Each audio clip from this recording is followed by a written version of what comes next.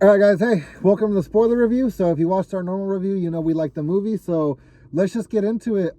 Damn, what a step up! Yeah, like holy moly, dude! Like what I will say bugged me about this movie, that did bug me about the first movie, is, and I get it's a PG-13 movie, but the kills felt so kind of forced and like kind of unnecessary, but necessary.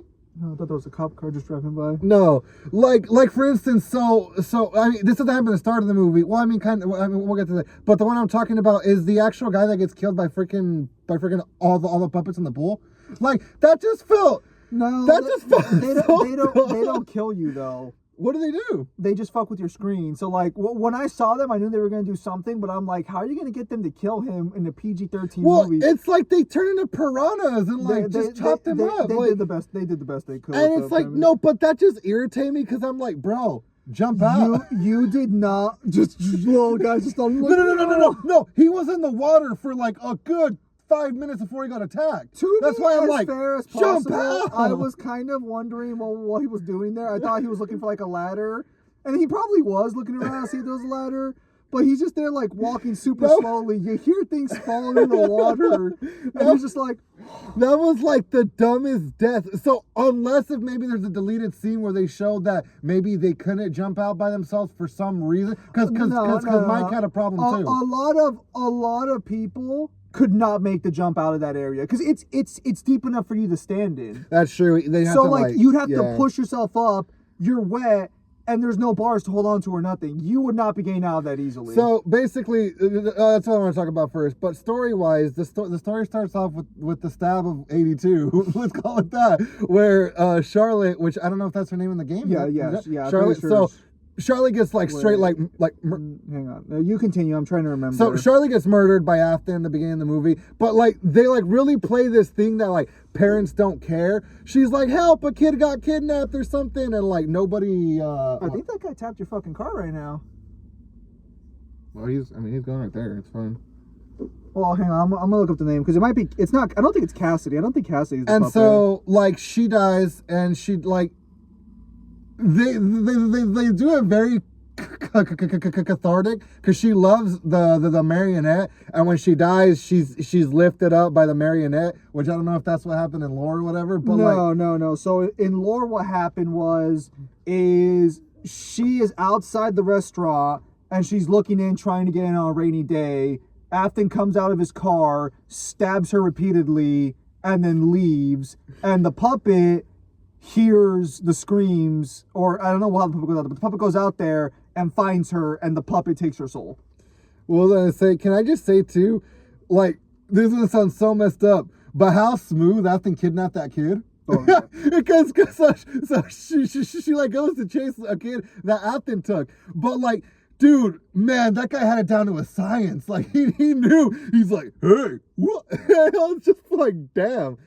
And so that's what happens, and we fast forward to today where Mike and Abby, or that's his name, right? No, it's Charlotte Emily. Okay. Yeah, where Mike and Abby are, living after the effects of FNAF2, and they're, I don't know, it doesn't really say Mike has a job. He's just fixing the house. He must have a job. He got a new house. Yeah. But what I was gonna say was real quick, because I know a lot of people are gonna argue that the parents would not just brush off a kid's concerns and actually go do something.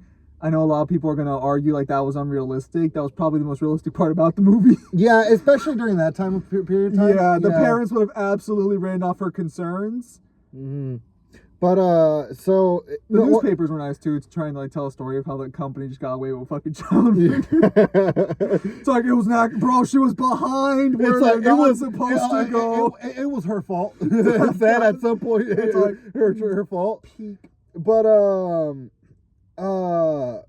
which... we'll get to it. But, so Mike and Abby are, living... She's trying to build animatronics. And then we go back to what's her name? Vanessa. To Vanessa, she has she's dealing with PTSD. She's seeing her dad, and she's trying to live a normal life. Her and Mike are trying to date. I mean, they're basically dating without just saying they're dating. They're really beating around the bush. Well, yeah, but that's kind of traumatized kids trying to have a relationship. I think. Well, I mean, she's more traumatized than him. He's kind of hey. let's just get over it. Well, for him, in FNAF 1, he got got over in FNAF 1, Yeah. and unfortunately, she's just become a whole bundle of issues. Yeah, and so there's like this like paranormal group, which I don't know if they're like Minecraft content creators. I imagine they would be. They'd have something. I imagine they would be something. I would assume or not Minecraft. I would assume they're not, since no one reacted to them in the theater, even with how many people there were. Like, I would have expected some of the younger people would know them if they're new to the scene. I don't know. And I'm pretty sure they're just young actors. So they're these ghost hunters, and they go and they get called. So like when it gets introduced, they get called by Mike to the restaurant, which I think at first thought would be it was our Mike, whatever, taking them to the first FNAF. But no, it turns out it's this other guy named Mike. He's a security guard in the first location, and he invites them over, and that's where we find out that the marionette is obviously, possessed, and like starts killing all of them, and then possesses the main chick. Yeah. So the way it works is Michael Afton invites them over, which that's not a spoiler at this point. Spoiler! Well, because he was a security guard in the first 3 movies. When they had the new Mike Schmidt, everyone was like kind of a little upset about that because that's not how the lore worked. Mike was Michael for the first 3 games, and then for the 6th game as well. So they introduced Michael Afton as a villain. Very interesting on that one. Wait, hold on. So just for continuity, so I remember, what's normal Mike's relation to Afton? Because wasn't he like? Oh no, it was just that he killed his brother, right? So the way it worked was, Michael killed his brother in the Bite of 87. No. I'm talking about in the films. In the film, the Mike that we follow. Yeah. The Mike we follow, his was brother only related because of his brother. His right? brother was killed by Afton early on. Yeah, okay. And so they go in because they were invited by Michael to check out the pizzeria and get some haunted footage going on there. I guess they told Michael to be the most shadiest fucking security guard you could possibly be. And he looks slimy too. They did a good job picking him as an actor. 100%. He was very much typecasted for the role. I liked him a lot. But yeah, there was like, hey, you want to see a ghost? It's like, nothing but red flags off this guy. So they go look at the animatronics. It's the Fun Time animatronics this time around, which, pretty cool. And then she hears the music box because she actually has a microphone that picks up sound better, which I'm actually very, very surprised they did that for attention to detail, because the others couldn't hear it. Michael obviously knew about it, but only she could hear it because she had like a specific mic picking up sound, which I thought was a really nice touch. She goes down there, she finds the puppet area, and she accidentally breaks the music box, which, so at first she closes it. That's what she does. She closes it, and then it comes up. Yeah. I imagine when she gets possessed, she breaks it. I imagine. I thought she broke it when she grabbed it. But regardless, she closes the music box, and if you play FNAF 2, you already know closing the music box means you're just done at that point. At that point, the cameraman gets killed by Mangle because she screams out, and then obviously the guy in the water gets killed by the mini marionettes. Poor bastard never had a chance. And the puppet got a new ability this time around, where the puppet could actually possess people, and the possessed people were definitely some of the creepiest designs I think they had there. Yeah, well, like that whole mechanic we'll to get to it, but especially how it moved. They did a very, weird. very good job on that one, which is interesting because technically that was an entered ability. So I'm wondering if that's going to be brought up at any point when they go to the further movies. And so that moves on, and so then Abby really wants to fix the animatronics, and she believes Mike, which I guess the outcome is they were fixed, right? They were never broken, I guess, right? Well, so they weren't, as far as I know. He was lying about them being broken. He claims their pieces are everywhere, but it's more likely that their souls just didn't want to be there anymore. Oh, okay. So basically they go back there, and Abby like sees one of the communicator toys like blinking, which is, I guess, indicating, I don't know, which doesn't make sense how the marionette was able to use it, unless if it was like hurt. So obviously here's where we're gonna get into like, okay, did that work? Not work? The way I'm assuming it worked was the marionette in the first facility is able to reach out to Fazbear Technology and was trying to get a signal out to anyone. She's able to hear that there's a child in the first area that wants to help her friends, and then she gets the communicator, which I guess all of freaking Fazbear Entertainment's technology is vastly more advanced than the entire. Yeah, they really tried to put that out. Yeah, Afton was a genius. Well, I mean, in the lore he was like the technology they had was crazy because because that was the first location was the Fazbear the Fun Time, although fun little nod that they don't talk about because in the original location where the puppet died. When they bought the chain, the animatronics they made had facial recognition software connected to the criminal databases of like the government, so they could find child predators before that happens again. Obviously, it didn't work because Afton was the one who fucking made them. That's crazy. Huh? they do reference that because they scan things. Afton said, "I'm the only one who's taking these kids." But yeah, no. Okay, so going on that one, then you have a whole Vanessa PTSD episode where she has her whole like she's trying to fight her dad, and I feel like that was well done. Fucking Shaggy over there definitely fucking. I think a lot of people would not like that scene because like just looking at production wise, it's very cheap. Like it wasn't spectacular, and even when she shoots him in the dream, he's like, "What?" Like that was a little cheesy, a little corny, but I honestly did like it. I thought it was well done, and it was cheap, but it got its message across that she's not gonna. It was definitely a good scene. I liked it, and I'm sure a lot of people are gonna be like, "That shit was fucking terrible." So and not to skip over it. So she has this mental confrontation with her dad, telling her, "I don't want to do your purpose." She does the lucid dreaming that Mike did in the first.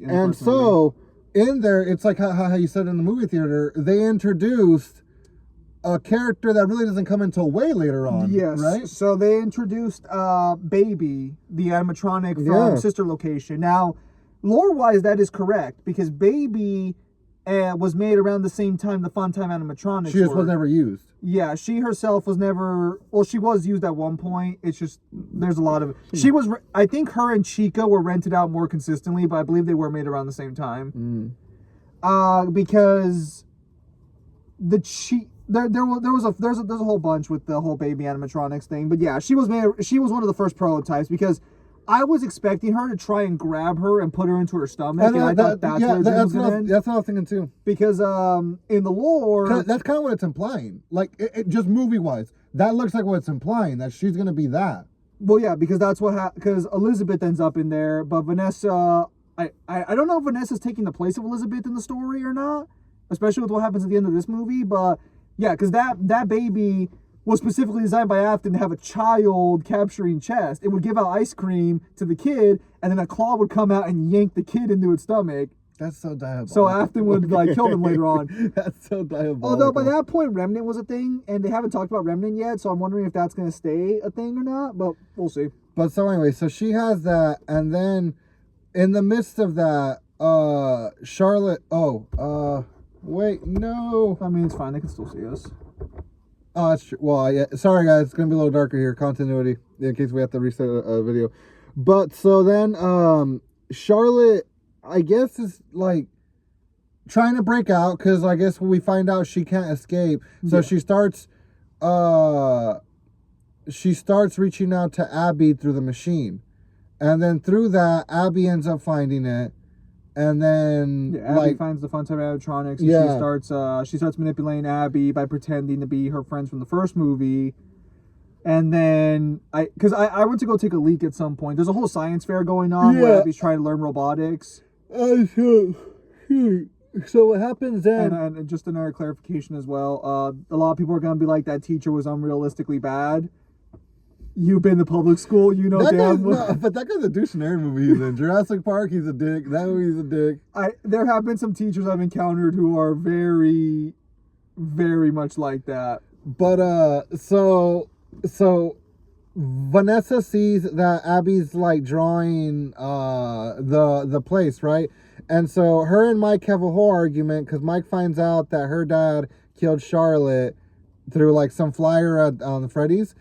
And so, which I'll be funny. It's kind of funny that he would even be like, "What do you mean murder? Like the kids weren't murdered at the first location to begin with." So like that, Like, so obviously it needed the plot to move forward the way it did. I think he was just curious as to who would put up a flyer saying that, because the other ones were all about Fazbear, Yeah. Fright, and stuff like that. Well, not Fright, Fazbear Night. And so, Faz Night, I think it was called? which is something going throughout the whole movie is that they're gonna have like Faz Fest. No, I think it was Faz Fest. It was Faz Fest, yes. Yeah, they're gonna have Faz Fest where everybody's celebrating Friday Night Freddy's for whatever reason. Especially in the movie, it makes no sense except for just edgy teens. But the whole town's participating when half the town should still remember the kids that died at the pizzeria. Well, you know, I mean, or sorry, at the location. And so Vanessa goes to the first location and gets held by Charlotte.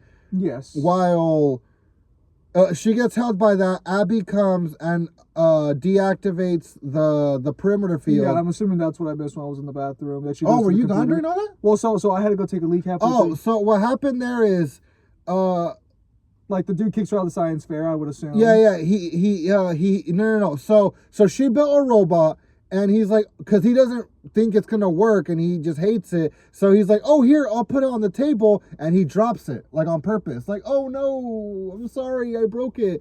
And so then she goes back to the restaurant or to the fun place, and at that point Vanessa's being held by the marionette, and the marionette forces Vanessa to give her the code so Abby can deactivate the perimeter, because she was threatening Abby, and like you can see that like Chica is holding like kind of like stroking her hair, and so Vanessa gives the code, she turns it off, and they go back to the science fair, and this is where like the ending of the movie starts happening. Yeah.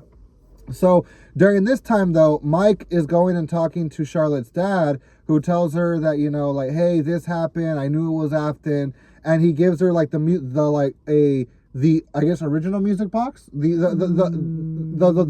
real music box for her, because the other one I feel like was just probably some toy or something. Well, yeah. One was just a toy one that she got as a kid, and so that was her original music box. Yeah, so she gets her he gives her original music box with Ballora. Yeah, and then, well, I mean, I don't know about that. And then, so he then, I guess here's where it kind of kicks off, but this is where it gets kind of weird. So he understands that he needs to go to the restaurant to try to save her, because he sees that it happened at the first location and everything. And then, yeah, this is where it gets kind of hazy, because it kind of all just happens so fast. So what happens is he finds out that the original location had a river. Earlier in the movie, Abby draws pictures of her friends by a river. And so this is where the argument is it's an understandable argument, but it's just done poorly. Whoever was a script writer just really wanted to get to the fun parts. The script. But we were talking about that. Well, I mean, we criticize that later, but no. So what happens is Vanessa tries to tell him about the river, and he kind of just blows her off, because, to be fair, she's a lot of issues, and she doesn't really like to deal with her issues. She says she does, but she really doesn't. Yeah. So I can kind of understand being frustrated with her to some extent, especially when you're trying to keep your kid from getting fucking murdered. Understandable. But he finds out there's a river in the first location, and then he remembers the pictures, and he's all like, I think I fucked up. Yeah. So he drives off to the first location to find her. At this point, Chica is out and about, and then you find out the other animatronics are out and about, with the exception of Mangle at this point, and well, I think the marionette is technically out at this point. Well, yeah, because the marionette was inside Chica. Right, yeah. She was inside Chica the whole time, which good reveal, good twist halfway through. And so we go back to the science fair, where we see Chica's there, and she goes and kills the teacher. Yeah, definitely kind of highlights the weaknesses of the kill. Of the film. Yeah, which is what I'm saying, like because there wasn't even any blood. I was expecting there to be blood, especially on the animatronic. Especially if she squeezed the head, like she crushed it, like. I don't know what they're trying to imply, like blood when it comes. I think going forward, if they're not going to commit to like on-screen violence, which I guess you can't do on-screen violence. Which is hard, because like these movies can never be rated R, because they would lose their audience. Well, no. How many parents were here? None. It was like one family with parents. The rest of them were all like teenagers. No parent is going to come watch this movie because they don't care. To them, it's just some dumb movie. Especially if their kids saying, oh, let's go watch this movie. It's just about animatronics, but it's rated R. Well, I mean, if parents care, who knows? But anyways, so the weakest part of the films are the kills. Like genuinely, like none of the. I think in the first movie they were a little more cheesier and funner, like with the whole cupcake death. Like it was dumb. I was absolutely expecting the cupcake to come out at the end when he's running away. I was expecting the cupcake just to be there to fly at him. But so the kills were weak, and so the teacher dies, and then Mike saves Vanessa, and they start like trying to turn off the signal, which Mike's trying to figure out, which enters into the FNAF2 game simulator. His last name's Emily? Okay. Well, no, because I was looking up what William's partner's name was, because I should know it, but it's Henry, but I guess his last name is Henry. It's Henry Emily, I guess is what his name is. So here's where we go into the section where basically Vanessa's fighting, what is it, a Foxy? So that's technically Foxy, but it goes by Mangle after because of what the children did to it. Yeah, so she's fighting Mangle in the car. And Mike's, which I thought was the funnest part of the movie, truth be told, was when they recreated FNAF 2, basically. So I guess to set up some scene there. So the animatronics are on the loose. Vanessa's like, we have to stop them. You know, you have to help me. You have to trust me. Mike is the best way I can say. He's being Mike at that point. And so he's like, all right, Vanessa, you go deal with the animatronics and risk your life. I'm going to stay in this perfectly safe area. And, you know, work on this computer to figure out where they are. No, because he says, like, where's the door? There's no door. Yeah, so then they show you effectively FNAF 2's office location, where there's no door in the office, and there are two vents. I don't know if you saw the lights. They also had the light blinds, too. And so he asks, like, okay, how do I close the door? There's no door. Who the fuck designed this place? And so he starts looking around for the trackers. He starts getting some of them, and then probably the most unrealistic part of the movie happens, where you find out that Mangle's on top of the car roof, and it hasn't collapsed under the anything. Yeah. No damage, no nothing. Out of nowhere, Mangle just looks down, basically. Yeah. She's like, oh shit, Mangle's up there. These car roofs, they ain't withstanding Mangle's fucking weight. You can put a fucking 50-pound thing on this and it'll fucking dead. This is just a part of just kind of like, you just have to stop paying attention and have fun. I want to believe that Mangle was just running alongside it the whole time until it jumped on it. Well, that's what I was thinking too. But just the fact that he didn't kill her any of the times where like it grabbed her. Instead it was like, hey, you okay in there? Like, you know, it was like, it was so like... Well, this is where it gets complicated, because the puppet doesn't want to kill Vanessa, so I'm assuming it was just trying to stop her. You know what, you're right. Because the puppet does try to talk to Vanessa in their final encounter. So, as they're going on, and this is the weakest part of the movie in the sense of, like, they don't commit to the bit. None of the animatronics because they're all going to kill some people, none of them succeed, which... Not even one. I understand, you know, it's a PG-13 movie, but, like, you don't set the stakes up very well when they fail to kill their targets. I feel like at least breaking arms or something would have been nice. Yeah, like, nothing happens. Yeah, definitely the weakest part. They don't even break part of the house. I mean, I guess Vanessa ends up doing it when we're going out. But, like, the animatronics, when they're in the house, nothing happens. So you see Freddy. The only casualty is the guy lost his peanut butter and jelly sandwich. That's the only casualty. So you see Freddy going at it, and then you have probably the best callback. And also when Mike breaks in, he sees the old animatronics, because in FNAF 2 you had the broken animatronics and you had the prototypes are called. Yeah, well, prototypes are debatable. But yeah, no. So yeah, you have the prototypes or the broken animatronics, and those look great. Yeah, that was really cool. Really fucking nice. Good. So they're the ones hunting Mike in the Fazbear area, and that for a split second, I think you saw it, but I don't know. When it cuts back to Mike and he turns on the light, and the flashlight, the shadows there. Yeah, you see Shadow Bonnie, which was technically a glitch, I believe, in the original game that got ported in later on. Because there were two Shadow animatronics. I didn't see Shadow Freddy anywhere, which I believe was... Or Golden Freddy. Neither one of them was there. I wasn't expecting Golden Freddy to show up, especially because... Was Golden Freddy in the first movie or no? I don't think he was, right? Wasn't he the one that brought Vanessa back to try to kill her? No, yeah. Because he's the one with the top hat, right? Yes, yeah. So Golden Freddy was in the first one. If I remember correctly, there was a top hat one. So very cool shadow scene. And so the animatronics start coming for him. And so earlier on, they show the mask, and he's all like, that's not going to work. Yeah. So Freddy gets to him, and it's scanning his face to figure out if he's a animatronic or not. He's panicking, so he just grabs the mask and puts it up, and it works. And it was the best, definitely one of the best parts about the movie, because for like a few minutes of the movie, it's FNAF2. The guy's playing FNAF2 in the movie setup. Yeah. Which is really fun. That was a highlight for sure. And so he's trying to figure out where they're at. He's giving Vanessa locations. They're getting there effectively. I don't think they stop Bonnie. I think Bonnie just gets shut off when he shuts them all off, right? Vanessa doesn't make it to Bonnie. Vanessa gets to the first family. Then it doesn't even show Bonnie. Yeah. So well, no, Bonnie shows up because he's the one killing the mother and the daughter. Remember? Oh yeah. So okay. And then Freddy was randomly at the festival and then just beelines it for the guy's house to kill them. Yeah. And then Vanessa with Mangle still on her car. Again, completely unrealistic, 100% unrealistic. I did like though that the car is struggling under the weight when she's going away. They didn't struggle at the start, so I'm just gonna assume Mangle wasn't on it the whole time. And so she goes super fast, parks her car, or I guess hits the brakes, and sends Mangle flying into Freddy, saving one of the families. So as this is going on, Mike is being bad at FNAF2 and is now being surrounded by multiple animatronics. I forgot this. No. Because first, what happens is the best scene in the movie, hands down, 1,000,000%. Balloon Boy shows up. And Balloon Boy tried to kill him earlier under the water.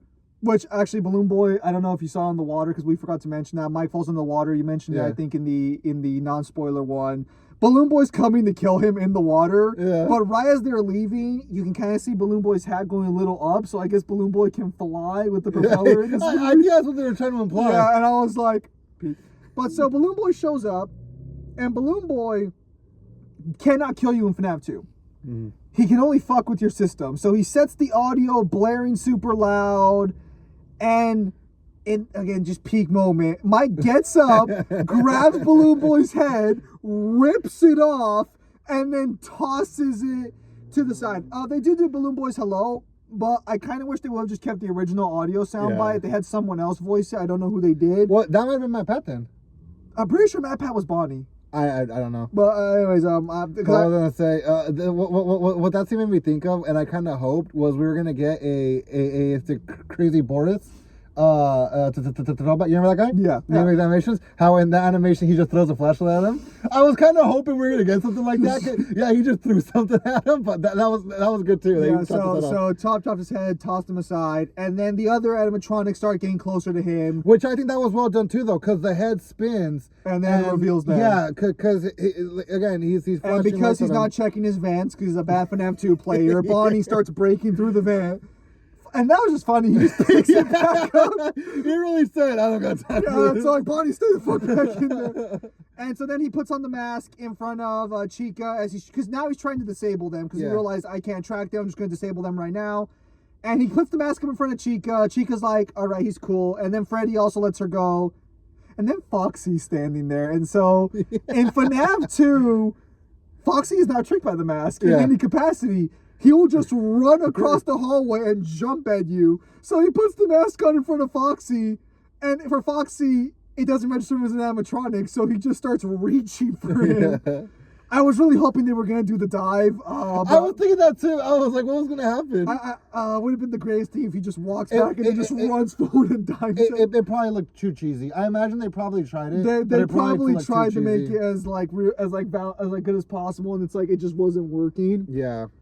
And so that happens. And so he disables the animatronics at that point. So then he heads to his house. Yeah, so because he's about to, but he sees one animatronic still alive. Yeah, because Chica has the marionette inside of it. And so Chica takes Abby back to her house, and as she's putting her to sleep, she's starting to turn off. And Abby's like, what's wrong? And then you see Chica's chest. No, hold on. Because before that point, he tells Vanessa he turned them off. He's going back, and Vanessa's like, we need help.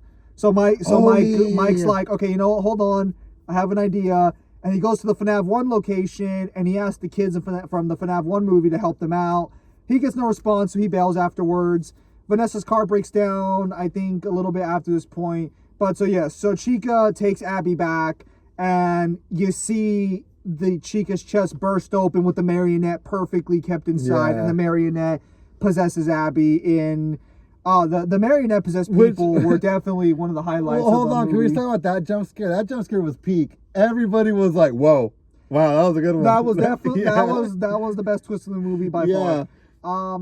No, but especially Abby's possessed one. No, was, like, yeah. gross. So That one like looked in weird. this movie, the marionette gets the ability to possess people alongside controlling and doing other things. So the marionette possessed people have like the marionette's face with like human features, and they have its limbs attached to it Yeah. too. Really, really well done. Really it just well like done. glides around the floor. Yeah, It's very fucking it's cool. weird. Very, very, very nice. But so yeah. So Vanessa gets helped by Mike's random friend. Yeah. And as Mike's going back there, they obviously head to the location.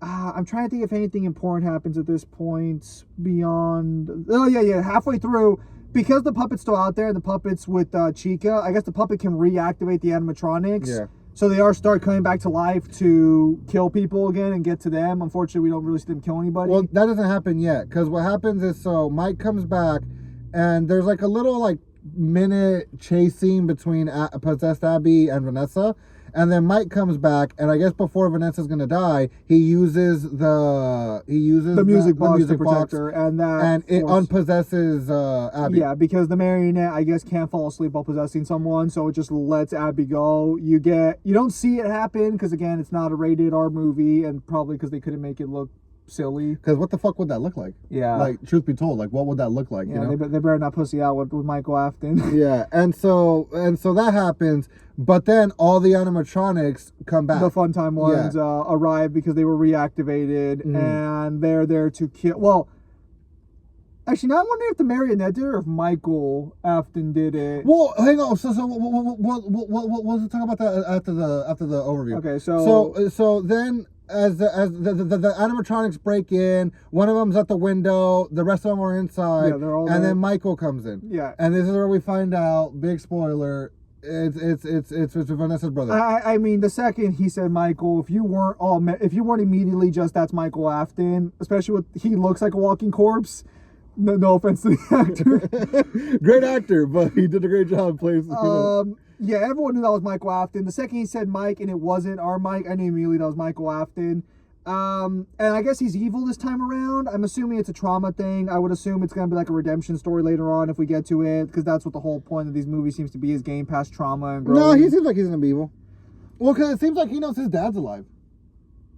Well, to be honest, Vanessa should have also known he was alive. Which too. so we're gonna go ahead of ourselves. So they have a whole moment where he's like, "Sister, join me in the dark side," and she's like, "No, I have my family here," which is funny for this. Anyways, so that happens. If you actually notice, Mike looks at her weird when she says that in that scene. If you actually paid attention to Mike on that one, but because he's like, "Bruh." Yeah, no, like fucking. And so, anyways, so Mike Afton says, "All right." Or no, he wants to be called Michael. He doesn't want to be called Mike. Yeah. He says, "My name is Michael."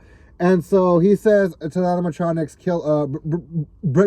it's funny, he says break their bones, not kill them, because obviously he can't say that in a PG-13 movie. No, I'm sure you can say kill them. And so he says break their bones, and as they're getting close to the family, the OG crew comes in and just I was wondering how a fight was supposed to happen in that scenario, because I'm like, are we really going to see Freddy throwing hands with Freddy? But no, so you have Bonnie about to break in, and Foxy grabs Bonnie with his hook, tears him out, and then smashes his head in.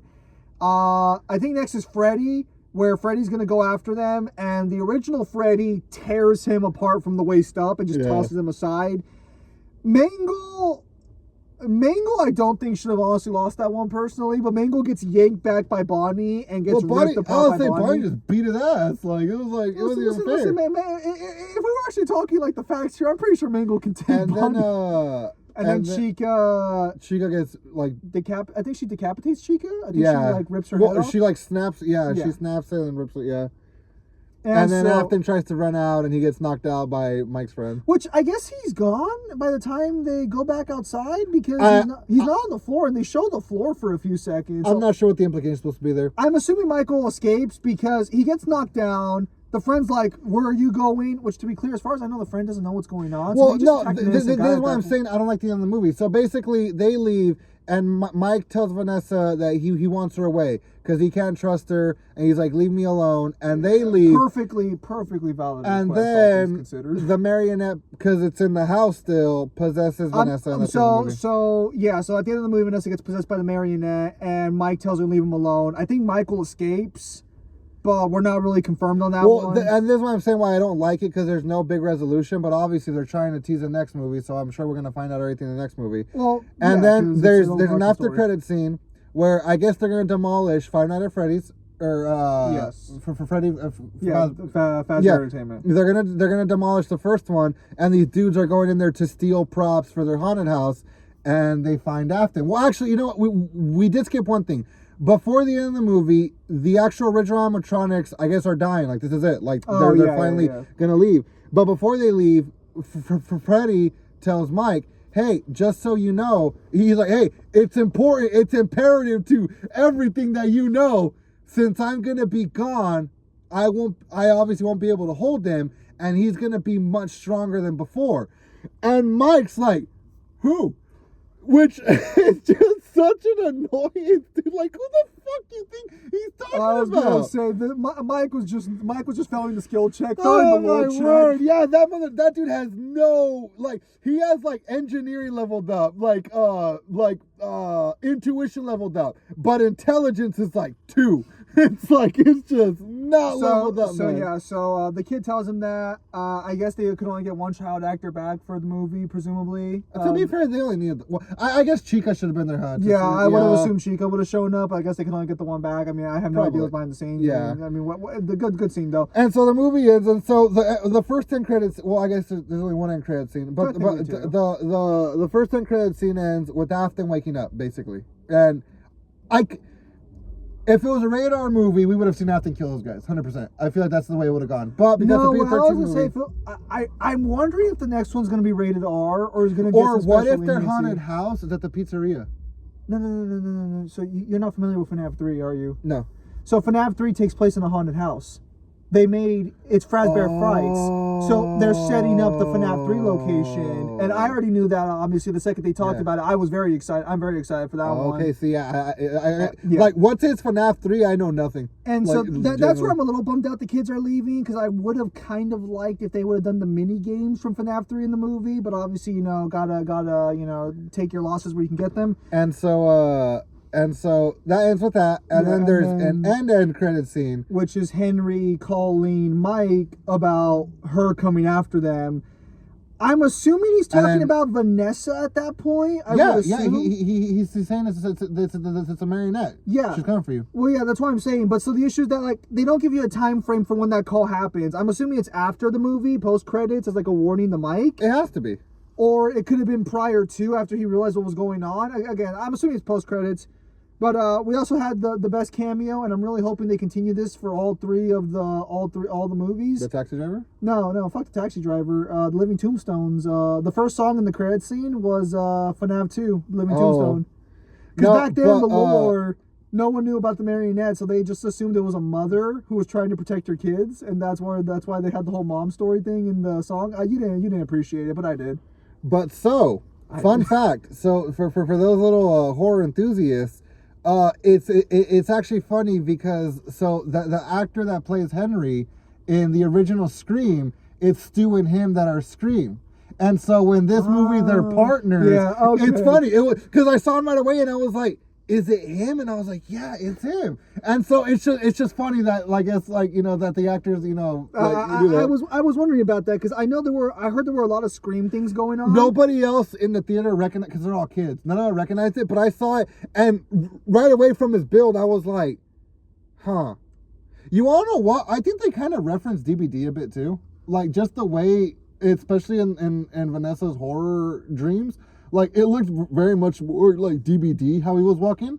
And I don't know, because apparently Scott Coffin really likes the DBD collab. Like, he really likes that. I mean, they did a fantastic job on that collab. But, so yeah. Right now.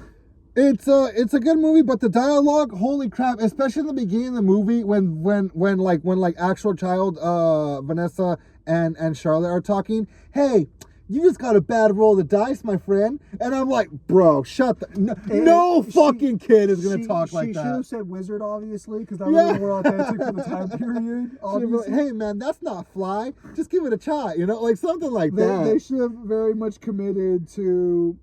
Just check something. Yeah.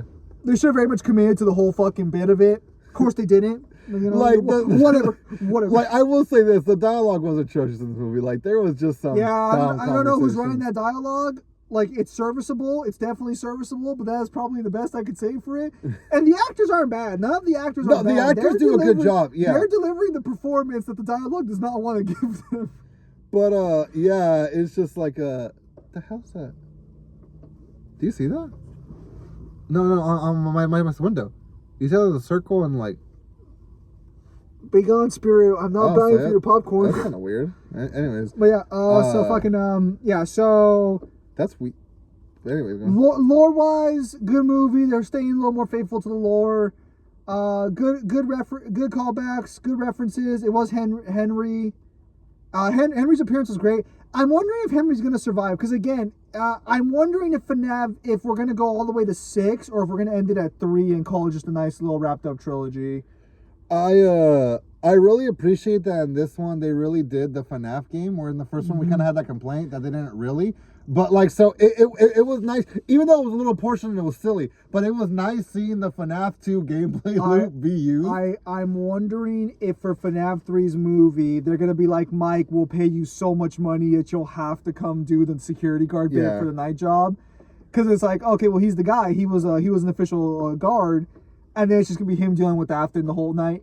They're scared. They're very much scared about it. Oh, yeah. But they're getting close to just accepting we can just make a movie of the games. Yeah. They're getting close. They're almost there. It's kind of like Godzilla, right? It's kind of like, especially in those Japanese movies, like you want to see Godzilla more, but sure, let's have a little story, but it's not the main plot. The main plot is 2 dudes beating each other up in suits, and occasionally you'll get the, oh no, the city's being attacked, and that's what this next movie needs to be. Just let it be what it is and give us a shitty little story on top of it. Fine, whatever. But just let it speak for itself, There's enough material there to make the movie. Just have it be the 5 nights. Come on, don't come. No, but the thing is, the name. Like, damn, they really are setting up a story for the 3rd fucking movie. Cause so we have the marionettes loose. We have Henry's either dead or alive, or trying to help, or trying not to help. You have Mike Afton, I guess implied escaped and got out, and then you have now that Mike and Abby have no help in dealing with this next movie. So it's just like, holy crap! What kind of Marvel Avengers threat did they just give us? So this is where I'm curious if the 3rd movie is not going to be Fazbear Frights and the 3rd movie is going to be a different one, because they set up Baby in this one, but they also set up Ballora, who's also one of the Funtime animatronics.